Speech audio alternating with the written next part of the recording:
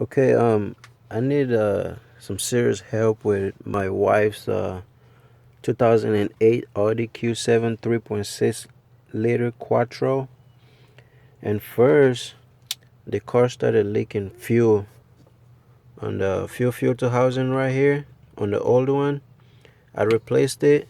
This is the old one, as you can see. I replaced it, put some JB water on top of it, and let it dry for like a couple of days or so. Came back, put the car back together. It ran for like 5 minutes and then it shut off. And ever since then, the car was just crank and it would not start. So what I've done is I got the new fuel filter housing, which is right here. This guy I'm pointing to, and I've also went to the extent of replacing the fuel pump. That's the fuel regulator right there, I believe.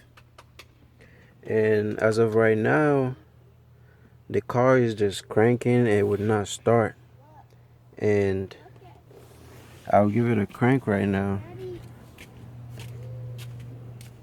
and it's not here.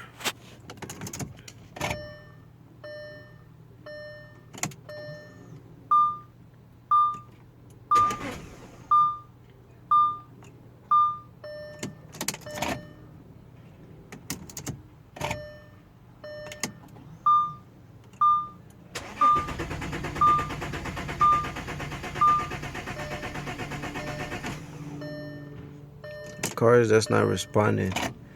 So I seriously don't know what's going on with this car. I know, working on these vehicles, if you gotta be like technical with it. If anybody has had any idea of been through this kind of situation in the past, somebody can kindly please comment or let me know how I can go about fixing this vehicle. I need this vehicle like ASAP to be running. This is like my family vehicle. Gotta take my kids places in this vehicle. Please, please, guys. If you know anything I can possibly do to fix this car, let me know. Or if not, I might just have to spend it money to take it to the dealership, which I'm not trying to do. Thank you, guys. Appreciate it.